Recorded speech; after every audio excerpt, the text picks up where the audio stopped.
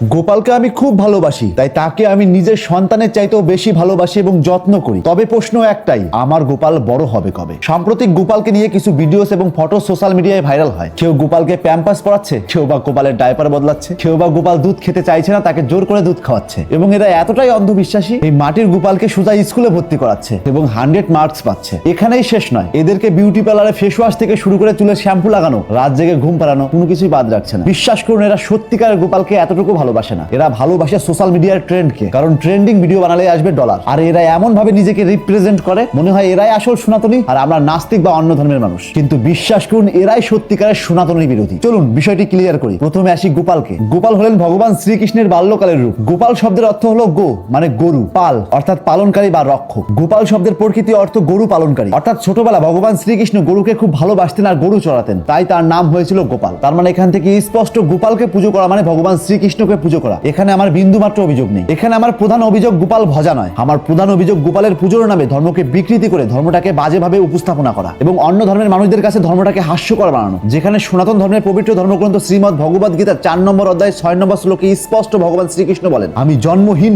অবিনশ্বর। অর্থাৎ ভগবান শ্রীকৃষ্ণ কখনো জন্ম নেন না, তিনি লীলা করেন। তিনি সমগ্র পৃথিবীর স্রষ্টা, কিন্তু তাকে কেউ সৃষ্টি করেনি। এই যে গোপালকে ডায়পার বা প্যাম্পাস পরানো হচ্ছে, তার মানে ওই সব অন্ধ ভক্তরা বিশ্বাস করেন ভগবান শ্রীকৃষ্ণ গোপাল রূপে পায়খানা বা প্রস্রাব করে, তাই তাকে ডায়পার বা প্যাম্পাস পরান। যেখানে সনাতন ধর্মের বিভিন্ন ধর্মশাস্ত্রের বিভিন্ন জায়গায় স্পষ্ট লেখা আছে, আমি পুত পবিত্র, আমাকে কোনো অপবিত্র স্পর্শ করতে পারে না। অথচ এক শ্রেণীর অন্ধ ভক্তরা সেই গোপাল রূপী ঈশ্বরকে ডায়পার পরিয়ে প্রমাণ করে ঈশ্বর মল ত্যাগ করেন, তিনি অপবিত্র। অন্যদিকে সনাতন ধর্মের পবিত্র ধর্মগ্রন্থ শ্রীমদ্ ভগবদ গীতার 9 নম্বর অধ্যায় 26 নম্বর শ্লোকে স্পষ্ট বলে, যে বিশুদ্ধ চিত্ত নিষ্কাম ভক্ত আমাকে ভক্তিপূর্বক পত্র পুষ্প ফল ও জল অর্পণ করে, আমি তার সেই ভক্তিপ্রত উপহার প্রীতি সহকারে গ্রহণ করি। অর্থাৎ ভগবানকে আদিক্ষেতা দেখানোর জন্য বা পুজো করার জন্য এত কিছুর আয়োজন করতে হয় না। ভগবানকে পাওয়া যায় খুব সিম্পল ভাবে, যদি তোমার মন পবিত্র থাকে। এই যে যেই সব অন্ধ ভক্তরা নিজের সন্তানের চাইতেও বেশি এই মাটির গোপালকে আদিক্ষেতা দেখিয়ে চুলে শ্যাম্পু লাগানো, মুখে ফেস ওয়াশ লাগানো, ডায়পার বদলানো, স্কুলে ভর্তি করা, তাদের উদ্দেশ্যে বলছি, আপনারা এইসব করে সমাজকে কি বোঝাতে চাইছেন? আপনি যদি সত্যিই গোপালকে ভালোবাসতেন তাহলে প্রাইভেটলি করতেন, সোশ্যাল মিডিয়ায় পাবলিক করতেন না। আপনারা হয়তো বোঝাতে চাইছেন আপনারাই সবচাইতে গোপাল ভক্ত, কিন্তু না,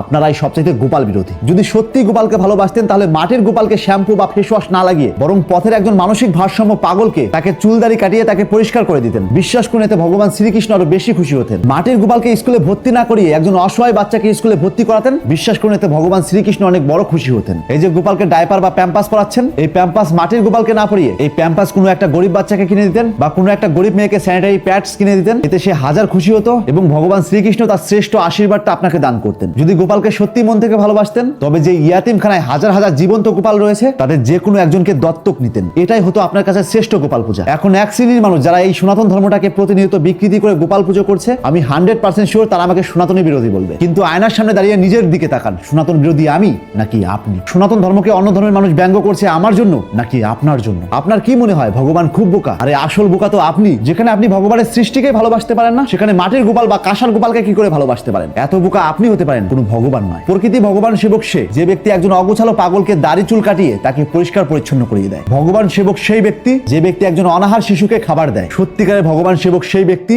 যে ব্যক্তি এত সব আদিক্ষেতা না করে একজন ইয়াতিম বাচ্চাকে দত্তক নেয়। এবার আপনারাই কমেন্ট বক্সে লিখুন, ধর্ম বিরোধী আমি নাকি ওই সব মানুষ যারা ধর্মের নামে ধর্মকেই বিকৃতি করছে? গোপাল পুজো করা কোনো অন্যায় কাজ নয়, এটা আমাদের সনাতনীদের ঐতিহ্য এবং ভগবানের প্রতি বিশ্বাস জাগানোর এক মাধ্যম। কিন্তু এই গোপাল পুজোর নামে ভণ্ডামি এবং আদিক্ষেতা দেখানো চরম পাপ কর্ম এবং ধর্মকে বিকৃতি করা। এতে অন্য ধর্মের মানুষ সনাতন ধর্মকে দেখে হাসাহাসি করে এবং ব্যঙ্গ করে। আমার ভিডিওর উদ্দেশ্য কোনো ধর্মকে ছোট বা অসম্মান করা নয়। আমার ভিডিওর মূল উদ্দেশ্য সত্যটাকে বলা, আর সত্য হলো নিম পাতার মতো, খেতে তেতো হলেও উপকার আছে। তাই আজ থেকে চোখ খুলুন আর এরকম ইন্টারেস্টিং ভিডিও প্রতিনিয়ত পাওয়ার জন্য তাপস এক্সপ্লোরার পেজটিতে ফলো দিয়ে রাখুন।